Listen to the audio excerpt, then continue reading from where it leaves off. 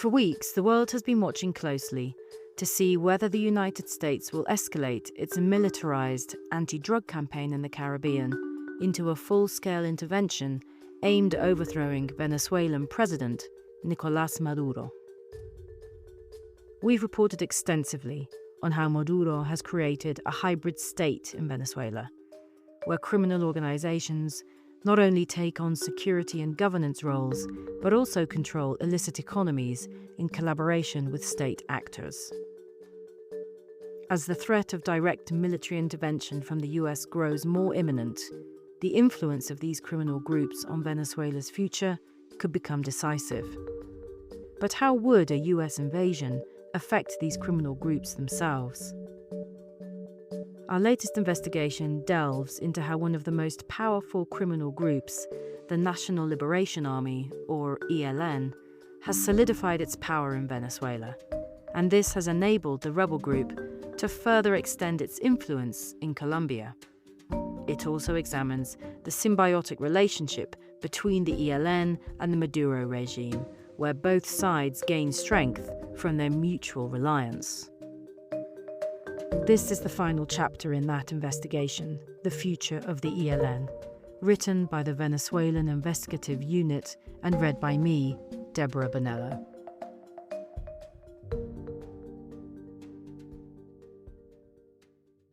The future of the National Liberation Army, or ELN for its initials in Spanish, is now intimately connected to Venezuela.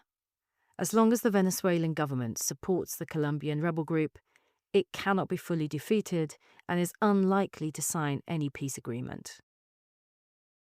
The high hopes for a peace deal with the ELN that accompanied Colombian President Gustavo Petro's 2022 election have been dashed.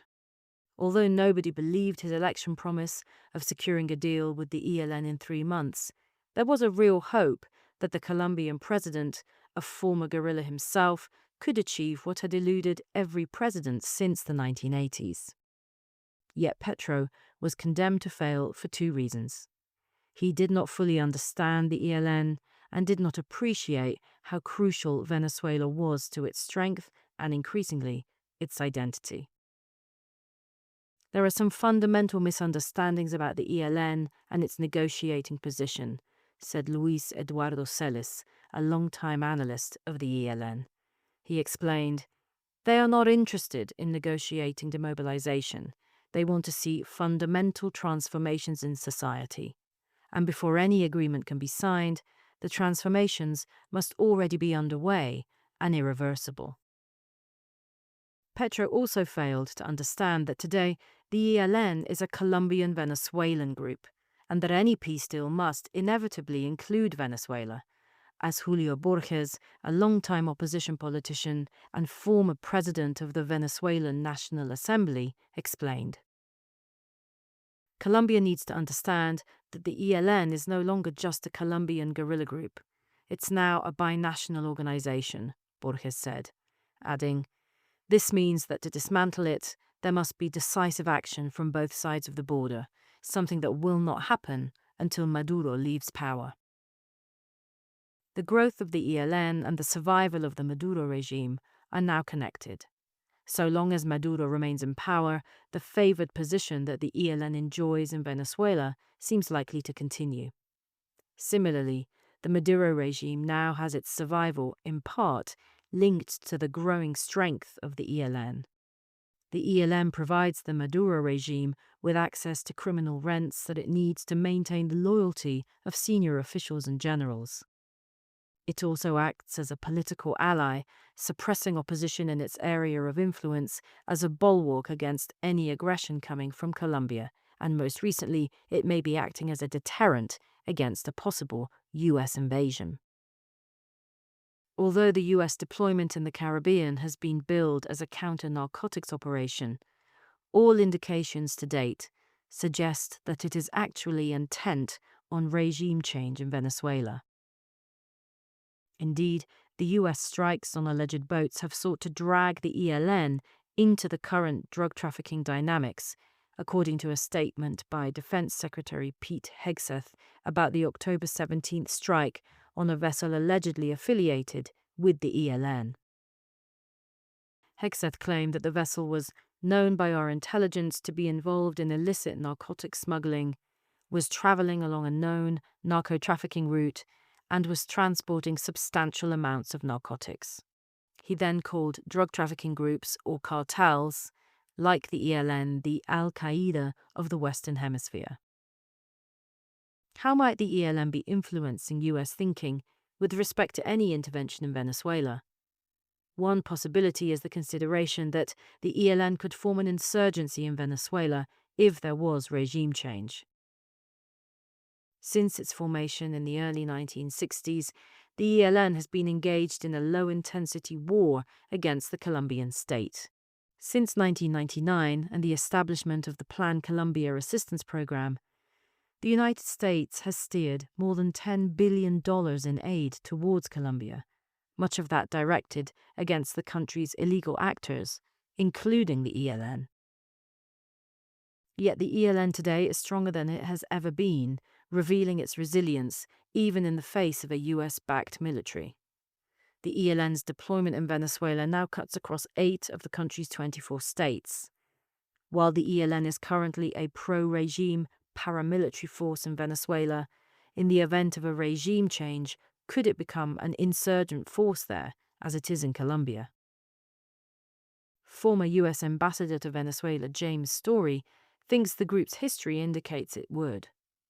The ELN is formally committed to the defense of the Bolivarian Revolution in Venezuela and has every incentive to resist its demise and the installation of any government committed to restoring the rule of law and establishing territorial control. It could end up waging low-intensity warfare against a future anti-Chavista government, he said. While the future of the ELN and the Maduro regime are clearly linked, the ELN's presence in Venezuela could survive the fall of the Maduro regime. The rebel group is now firmly embedded in several Venezuelan states, including Zulia, Táchira, Apure, and Amazonas. There, the group enjoys quasi-legitimate status, political support at all levels of the state, and even support among some local communities. Rooting it out would require sustained, entire state offensives. Any new government in Caracas, especially one that could not count on the cooperation of formerly Chavista elements, would find it hard, if not impossible, to expel the ELN, at least in the short term. Under the current conditions, the ELN is set to keep strengthening itself in Venezuela and needs only the criminal conquest of the Venezuelan state of Amazonas to cement control along the entire 2,219-kilometer Colombia-Venezuela border. From there, it can project itself deep into Colombia and continue to feed its units scattered across that country while maintaining its logistics networks, its training infrastructure, and much of its leadership beyond the reach of Colombian security forces. The ELN's growing income from the cocaine trade, illegal gold mining, extortion, and contraband means that it has plenty of funding for future expansion. Just the potential income from the drug trade in Catatumbo, valued at up to $600 million a year, would be enough to sustain the ELN indefinitely. And Venezuela has evolved from purely a sanctuary into a source of revenue as well. The ELN is now earning millions on each side of the frontier. Another failure of Petro's government has been the increase in the cocaine trade and the growth of almost all of Colombia's illegal actors, the ELN included. Current estimates put ELN membership standing at around 6,450. Colombia's next president faces a series of invigorated illegal armed groups and criminal economies. The ELN has the added advantage of Venezuela, making it the hardest illegal army to effectively tackle. And a US-prompted regime change could actually benefit the ELN.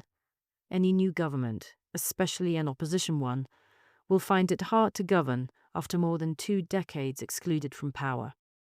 Its only tools to fight against the ELN will be the same military that today works alongside and profits from the Colombian rebels. A long-standing analyst in Caracas, who wanted to remain anonymous for security reasons, summed it up.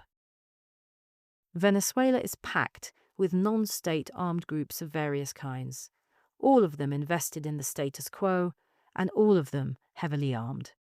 Even if the Venezuelan armed forces remain united and opt for allegiance to an incoming government, by no means guaranteed, internal security will be a major issue. The conditions are ripe for protracted, low-intensity warfare if a transition is not fully negotiated. Sudden change would be highly destabilizing under almost any foreseeable scenario. After more than 60 years, the prospects of the ELN, both in Colombia and Venezuela, look brighter than ever before.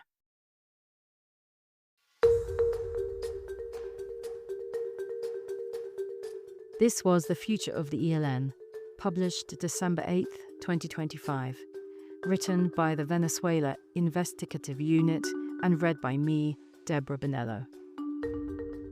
This story is part of Insight Crime's latest investigation on the growth of the ELN in Venezuela.